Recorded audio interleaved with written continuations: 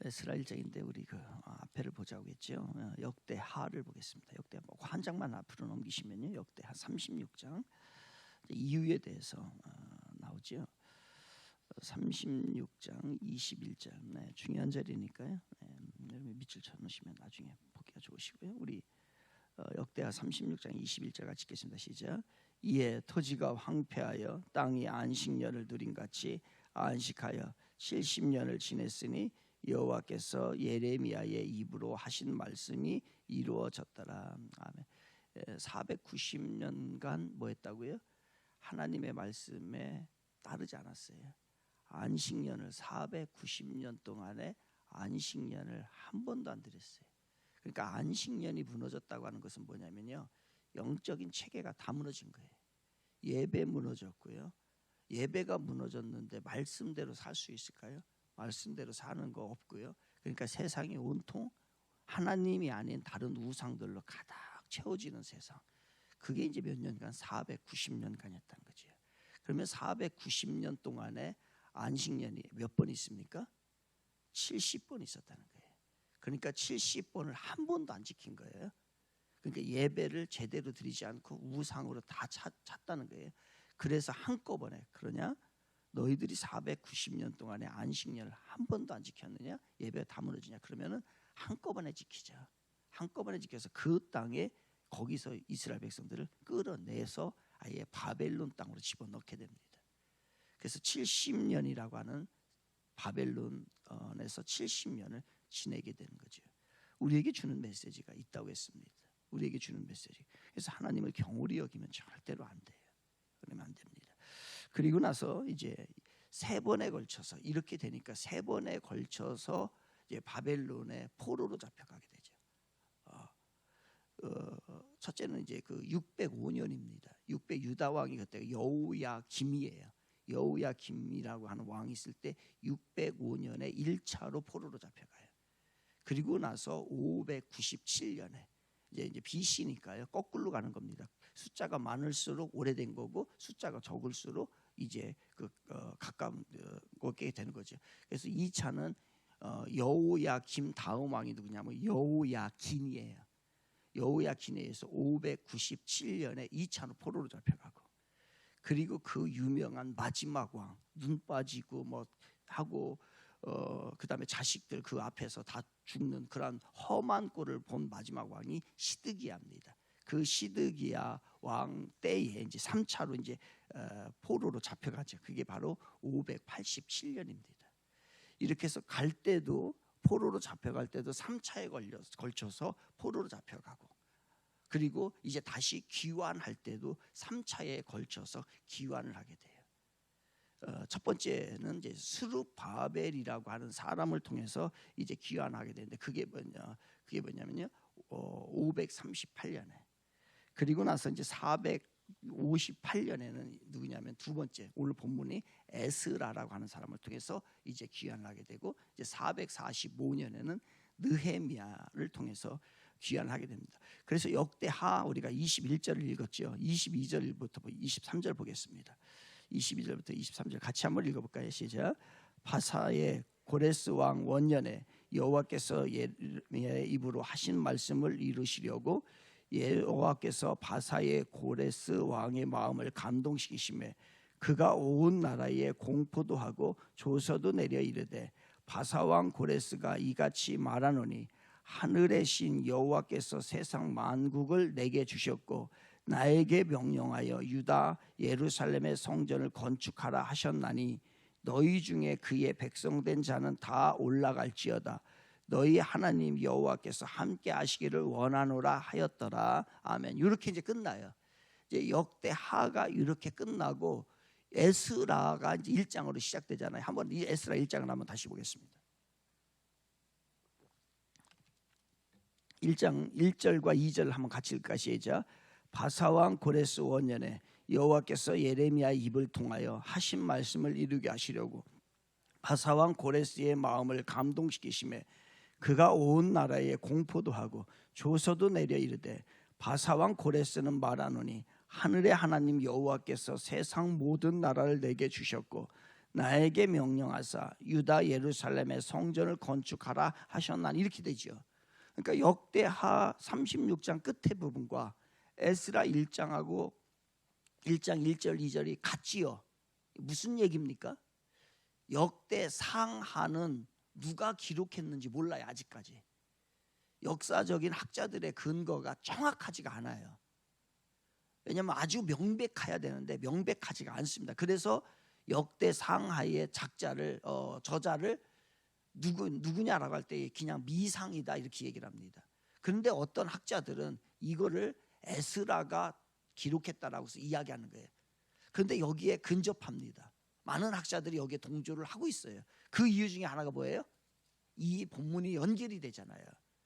그러니까 에스라가 이것을 이제 그동안의 왕에 대한 이야기를 다 적고 난 다음에 끝에 이제까지도 포로로 잡혀가는 3차에 그것을 다 알았던 거예요. 그리고 나서 이제 에스라라고 하는 것을 지을 때에 이것을 지을 때에 그 마지막을 똑같이 지음으로 인해서 에스라가 아마 역대상하하고 에스라를 지었다라고서 이제 이야기를 하는 겁니다. 이제 바로 이제 3차에 걸쳐서 이들이 이제 귀환을 하게 되죠. 하나님께서 70년간 그들에게 바벨론에 이제 포로로 잡혀가게 한 이유는 바로 그렇다고 했습니다. 여러 가지 훈련이 안 돼 있는 거예요. 훈련이 안 돼 있다고 했어요. 물론 그 훈련은 징계성입니다. 징계성이지만은 철저하게 훈련을 시켜서 징계는 아주 완전하게 망하게 할 수도 있지만은 징계성의 훈련이라고 할 수 있는 것은 뭐냐? 훈련이 다 끝나게 되면 다시 원상 복귀를 시키겠다는 하나님의 뜻인 거지요. 그래서 그들이 이 네 가지가 훈련을 하나님께서 하시기 위해서 하셨다 했습니다. 첫째는 뭐라고요? 우상, 그들에게 우상 탈피 훈련이에요. 그러니까 그동안에 너무 우상 숭배를 했었고요. 두 번째는 말씀 훈련. 아무리 해도 안 된다. 하나님이 정하신 70년은 너희들이 수단과 방법을 가려도 안 된다. 이미 하나님이 70년간 예레미야의 입을 통해서 이사야의 입을 통해서 선지자들의 입을 통해 가지고서 이미 말씀하셨어요. 그래서 그거는 지켜야 돼요. 그러니까 말씀 훈련하는 거예요. 안 되는구나. 우리가 용을 써도 안 되는구나.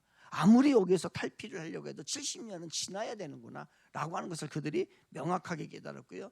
그리고 예배 훈련, 예배가 안 돼 있었지요. 지금 우리 예배 훈련을 한 사람하고 예배 훈련이 안 돼 있는 사람하고 이런 코로나 사태가 왔을 때 문제입니다. 왜냐하면 집안에서 예배 훈련이 돼 있는 사람들은, 부모님이 신앙을 제대로 가지고 있는 사람들은 그 집안에서 처소 예배, 온라인 예배가 어느 정도는 형성이 됩니다. 그런데 그것이 안 돼 있으면 다 무너지게 돼 있어요. 그래서 평소에 우리가 훈련을 잘 받아야 됩니다. 그 예배 훈련이 무너졌고, 또 하나는요 멤버십 훈련이라고 했습니다. 사실은 이게 멤버십 훈련인데 사랑 훈련이에요. 지체를 사랑할 수 있는 것, 각 지파를 사랑할 수 있는 이 훈련이 필요했던 거죠. 그래서 이것을 이제 70년간 이들이 훈련을 받고 이제 돌아오게 되죠. 3차에 걸쳐서 이제 돌아오게 됩니다. 그래서 맨 처음에는 수룹바벨에 의해서, 두 번째는 에스라에 의해서, 세 번째는 느헤미야라고 하는 사람을 통해서 오게 되는 거죠. 그래서 우리가 성경을 읽을 때 이제 역대상하를 읽고 난 다음에 에스라, 그리고 뒤에 느헤미야가 있죠. 이렇게 보시는 그 순서로 이렇게 돼 있는 이유가 바로 연결이 되기 때문에 그렇습니다. 그런 과정 가운데 이제 1차 귀환입니다. 이제 수룹바벨에 의해서 1차 귀환이 얼마냐면 49,897명이 돌아와요. 49,800, 약 5만 명이 되는 사람들이 돌아오게 됩니다. 목적이 뭘까요?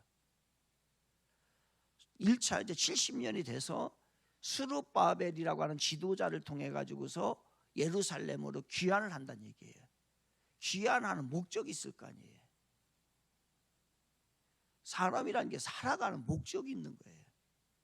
우리가 이 땅에 살아가는 목적, 신앙생활을 해야 되는 목적이 있는 거예요. 바로 수룹바벨을 통하여서 귀환을 시킨 이유는 뭐냐면 성전을 재건하라는 얘기예요. 성전을 재건하라는 이 목적을 가지고서 49,897명을 1차로 귀환을 시킵니다. 그런데 가보니까 그 위대한 목적을 가지고서 왔는데 이들이 아무것도 하지 않는 거예요. 그냥 2년간을요 허송세월을 합니다. 아무것도 하지. 그런데 그 2년 생활, 2년이라는 세월을 이들이 허송세월 하는 동안에 무슨 일이 발생을 하냐면요, 적대자들이 있을 거 아니에요. 성전이 건축되기를 싫어하는 마귀 사탄의 세력들이 있을 거 아니야. 요 세력들이 추스리는 기간을 이들이 허락한 거예요. 반대자들이 그때 생긴 거예요. 이들이 오자마자 그 성전 재건을 했어야 되는데 미적 하고 있으니까 안 되는 거예요. 그래서 2년이라는 세월을 이제 그들이 보내게 됩니다. 그리고 나서 이제 그 방해 전략으로 인해 가지고서 16년이라고 하는 기간 동안에 성전 건축 재건이요 중단되죠. 그래서 화가 났어요. 하나님 너무너무나 화가 났어요. 목적이 있는데, 목적을 위해서 예루살렘에 보냈는데, 귀환을 시켰는데 이들이 그 목적대로 살지 않는 거예요. 얼마나 화가 날까요? 하나님이 우리를 이 땅에 보내실 때는 목적을 가지고 보냈을 거예요. 그런데 그 목적대로 살지 않고서 이 세상을 그냥 막 세상을 흥청망청 살다가 주님 앞에 오면 얼마나 화가 나겠어요. 그렇게 살라고 보낸 게 아닌데. 그래서 이제 징계를 받는 거예요. 거기서 하나님 앞에 섰을 때. 그러나 충성되게 한 사람들은 칭찬을 받는 것이고요. 잘했다, 충성되죠. 그래서 그때에 미적하고 아무것도 하지 않고 16년간 동안에 중단돼서 자기네들이 이제 생활만 하고 있는 거예요. 그때에 등장한 이제 선지자들이 누구냐면 학계 스가랴예요. 학계 스가랴. 그래서 학계라고 하는 학계와 스가랴라고 하는 선지자를 통해서 하나님께서 너희들 그게 아니다 이거예요. 성전 건축을 하러 왔는데 왜 하지 않겠냐? 우리 잠깐 볼까요? 연결시켜서 봐야 되는데 성경은요. 학계를 볼게 뒤에. 학계 뒤로 쭉 가시면 돼요. 뒤로 1310쪽입니다. 1310쪽. 구약성경 1310쪽. 학계라고 하는 선지자 그때 이제 1310쪽. 예. 학계 1장입니다. 1310쪽. 1310쪽이죠. 예, 우리 1절부터요. 학계 1장 아니 3절부터 6절까지 8절까지 읽어야 되겠네요. 3절부터 8절까지 우리 같이 한번 읽을까 시작. 여호와의 말씀이 선지자 학계에게 임하여 이르시되 이 성전이 황폐하였거늘 너희가 이 때에 편박한 집에서 거주하는 것이 옳으냐. 그러므로 이제 만군의 여호와가 이같이 말하노니 너희는 너희의 행위를 살필지니라. 너희가 많이 뿌릴지라도 수확이 적으며 먹을지라도 배부르지 못하며 마실지라도 흡족하지 못하며 입어도 따뜻하지 못하며 일꾼이 삭슬 받아도 그것을 구멍 뚫어진 전대에 넣음이 되느니라. 만군의 여호와가 말하노라. 너희는 자기의 행위를 살필지니라. 너희는 산에 올라가서 나무를 가져다가 성전을 건축하라. 그리하면 내가 그것으로 말미암아 기뻐하고 또 영광을 얻으리라. 여호와가 말하였느니라. 아멘. 그러니까 이 학계에서 이제 다 가니까 자기 먹을 거, 자기 집, 그것 목적을 잃어버리고 성전 건축을 재건을 하지 않고서 자기들의 것을 위해서만 살아간다는 거예요. 그때에 그래서 학계라든지 스가랴라든지 이런 선지자를 통해서 말씀을 하는 것이죠. 그래서 다시 재건을 하게 됩니다. 이제 성전을 재건하는 일을 하게 되죠. 그래서 그 스룹바벨의 1차 지도자에 의해서 성전이 재건되죠. 그래서 솔로몬 성전, 그 전에 있었던 솔로몬 성전은 무너지고 그리고 다시 재건된 성전이 이제 스룹바벨이라고 하는 지도자에 의해서 재건된 거예요. 그래서 그 성전을 스룹바벨 성전이다라고 얘기를 하는 거예요. 그래서 이 성전을 지켜야 됩니다. 성전을 지었어요. 성전을 지었는데 문제가 뭡니까? 예배당은 큰 사계에 있는데 그 안에서 진심으로 예배를 드리지 못하는 거예요. 왜? 예배 드리는 법을 70년간 다 잃어버렸어요. 예배를 한 번도 안 드려봤기 때문에. 그러니까 성전은 재건을 했어요. 스룹바벨에서 성전을 재건했는데 예배를 드려야 되는데 예배 드리는 형식도 모르고 기도하는 형식도 모르고 이걸 70년간 다 잃어버렸으니까 할 수 없잖아요. 그래서 에스라가 2차 귀환하는 거예요. 에스라는 제사장이면서도 성경을 가르치는 학사였던 거예요. 그래서 에스라를 통해 가지고서 예배를 회복하고 율법을 회복하고 말씀을 회복하기 위해서 2차로 에스라를 귀환시킨 거예요. 그래서 에스라 성경이 이 에스라가 10장으로 되어 있습니다. 10장으로 되는데 1장부터 6장까지는 수룹바벨에서 성전이 건축되는 그 이야기고요. 그리고 7장부터 10장까지는 바로 두 부분으로 나눌 수 있는데 에스라의 율법을 가리키는 모습이에요. 그리고 나서 성전이 건축되고 예배가 좀 회복이 됐어요. 문제는 뭐예요? 또 외부에서 침입이 들어온다는 거예요. 그러니까 성전이 이게 다 노출이 돼버린 거예요. 그래서 안 되겠다 싶어서 3차로 느헤미야가 귀환해서 뭐를 합니까? 성전이 있고 예배가 회복됐고 나머지 이 성벽을 건축을 하게 되는 거예요. 재건을. 그래서 느헤미야는 성벽 재건을 하기 위해서 3차의 귀환을 하게 되는 것을 이야기합니다. 그런데 오늘 이제 우리가 본문이 이제 그 1절부터 제가 이제 다 11절까지 다 선정을 해버렸어요. 했는데 한번 읽어보도록 하겠습니다. 1절부터 우리 11절까지 내용이니까요. 어차피 한번 성경을 우리가 읽어야 되니까 1절부터 11절까지 같이 읽겠습니다. 시작. 바사왕 고레스 원년에 여호와께서 예레미야 입을 통하여 하신 말씀을 이루게 하시려고 바사왕 고레스의 마음을 감동시키심에 그가 온 나라에 공포도 하고 조서도 내려 이르되 바사왕 고레스는 말하노니 하늘의 하나님 여호와께서 세상 모든 나라를 내게 주셨고 나에게 명령하사 유다 예루살렘의 성전을 건축하라 하셨나니 이스라엘의 하나님은 참신이시라. 너희 중에 그의 백성된 자는 다 유다 예루살렘으로 올라가서 이스라엘의 하나님 여호와의 성전을 건축하라. 그는 예루살렘에 계신 하나님이시니라. 그 남아있는 백성이 어느 곳에 머물러 살든지 그곳 사람들이 마땅히 은과 금과 그 밖의 물건과 짐승으로 도와주고 그 외에도 예루살렘에 세울 하나님의 성전을 위하여 예물을 기쁘게 드릴지니라 하였더라. 이에 유다와 베냐민 족속들과 제사장들과 레위 사람들과 그 마음이 하나님께 감동을 받고 올라가서 예루살렘의 여호와의 성전을 건축하고자 하는 자가 다 일어나니 그 사면 사람들이 은그릇과 금과 물품과 짐승과 보물을 돕고 그 외에도 예물을 기쁘게 드렸더라. 고레스 왕이 또 여호와의 성전 그릇을 꺼내니 옛적에 느부갓네살이 예루살렘에서 옮겨다가 자기 신들의 신당에 두었던 것이라. 바사왕 고레스가 창고지기 미드르다닥에게 명령하여 그 그릇들을 꺼내어 세우니 유다 총독 세스바살에게 넘겨주니 그 수는 금 접시가 30개요 은 접시가 1000개요 칼이 29개요 금 대접이 30개요 그보다 못한 은 대접이 410개요 그 밖에 그릇이 1000개이니 금, 은 그릇이 모두 5400개라. 사로잡힌 자를 바벨론에서 예루살렘으로 데리고 갈 때에 세스바살이 그 그릇들을 다 가지고 갔더라. 아멘. 이제 귀환을 하는데 사용한 인물이 누구냐면요, 바사는 이제 페르시아잖아요. 지금 지배를 하고 있던 나라가 포로로 잡아갔던 나라가 바벨론이에요. 그 시대의 최고의 대국이지요. 그런데 이 바벨론이 무너집니다. 바벨론이 무너지고 페르시아, 바사가 등장을 하게 되는 거예요. 사실 페르시아는 7개 종족으로 돼 있어요. 7개 종족으로 돼 있는데 그 중에 가장 작은 종족이 어디냐면요, 바로 이 고레스라고 하는 사람이 있었던 곳이 가장 작은 종족이에요. 그런데 이 고레스가 7종족을요 다 하나로 다 통일시켜 버립니다. 하나로 다, 이 가장 작은 종족이 다 통합을 시켜버려요.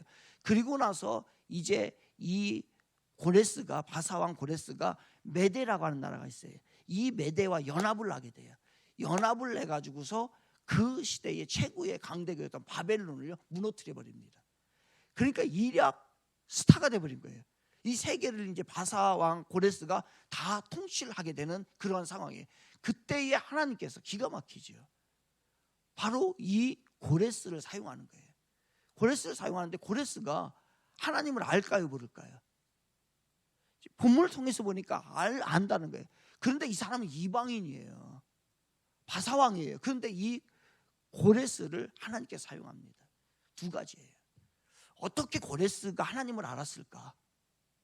하나님을 알았을까? 첫째는요, 정확하게 정황은 나오지 않아요. 그런데 여러 가지로 생각을 하고 여러 가지 설들이 있는데, 이제 내적인 증거와 외적인 증거를 볼 수 있는데, 첫째는 뭐냐면 하나님의 직접적인 간섭이에요. 성령 하나님께서 고레스를 직접 찾아가신 거예요. 그게 꿈이었는지 어떤 환상이었는지 잘 나오진 않지만 하나님께서 그 고레스 왕을 찾아가서 성령 하나님이 깨우쳐 준 거예요. 그래서 하나님을 알게 됐습니다. 근데 이것만 있었을까? 우리들이 모든 것이 다 그럴까? 또 하나가 있죠. 또 하나가 있는데 외적인 객관적인 사실입니다. 그건 뭐냐면 그 당시에 바사의 페르시아의 포로로 잡혀갔던 유대인으로서 유명한 사람이 있습니다. 그 사람이 누구냐면 다니엘이에요. 다니엘은 포로기에 있었던 사람이에요. 다니엘은 하나님의 말씀을 다 알고 있었어요. 그리고 다니엘은 이 하나님의 말씀을 보았기 때문에 이 시대적인 흐름도 알고 있었어요. 이미 예레미야가 이미 얘기했거든요. 70년 포로로 잡혀갈 것을 예레미야, 이사야 선지자가 알아. 그러면 다니엘이 그걸 하나님의 말씀을 보는 사람이 이걸 몰랐을까요? 알았어요. 그래서 다니엘은 고레스에게 영향을 준 거예요. 왕이시여, 하나님께서 성경에 이렇게 말씀하셔서 하나님 때가 되면 70년이 되면 당신을 사용하실 겁니다. 당신은 유다 백성들을 놓아주는 그러한 역할을, 사명을 가지고 태어났습니다. 그러니 당신은 그 일을 하셔야 합니다 라고 다니엘이 계속해서 얘기했을 거라는 거예요. 그러니까 우리들의 삶이 그렇습니다. 우리들의 삶이요, 사람을 못 변화시켜요. 먼저는 하나님의 역사가 있어야 될 줄 믿습니다. 여러분 기도하십시오. 이 북한의 김정은을 여러분 어떻게 우리가 무너뜨리고 그 사람 마음을 움직일 수 있겠어요? 하나님이 하셔야 된다는 거예요.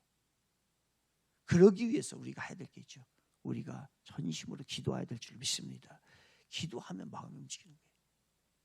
그러면 그 때가 되면 하나님의 역사가 나타나는 것. 또 하나, 우리가요, 우리 교회가 자라야 합니다. 우리 교회가 잘하는 모습을 보여줘야 돼요. 마치 다니엘과 같이 철저하게 하나님의 사람으로 살아가는 사람들의 모습을 보여줄 때 이 두 가지가 합해지면 역사는 일어나게 되는 거예요. 이러한 코로나 사태, 우리 교회들이 경거망동하면 안 돼요. 정말 신중해야 되고요. 어떻게든지 사회에 좋은 선한 영향력을 비춰줘야만이 이 사회가 변화되고 이것으로 인해서 우리나라 지도자들, 정치인들도 변화가 되게 되는 거예요. 이 두 가지 역사가 일어날 때에 바로 하나님의 역사는 이루어지는 것이죠. 우리의 책임도 있습니다. 하나님의 책임도 있지만 우리의 책임도 있어요. 이 일을 통해서 하나님의 역사는 이루어졌고 고레스라고 하는 왕이 하나님의 감동으로 그가 새로운 일을 하게 되는 거죠. 그래서 다 보내게 되는 놀라운 일이 벌어졌던 겁니다. 우리에게도 그런 하나님의 은혜가 오늘도 임하는 소중한 날 되기를 주님의 이름으로 축원을 드리겠습니다. 기도하겠습니다.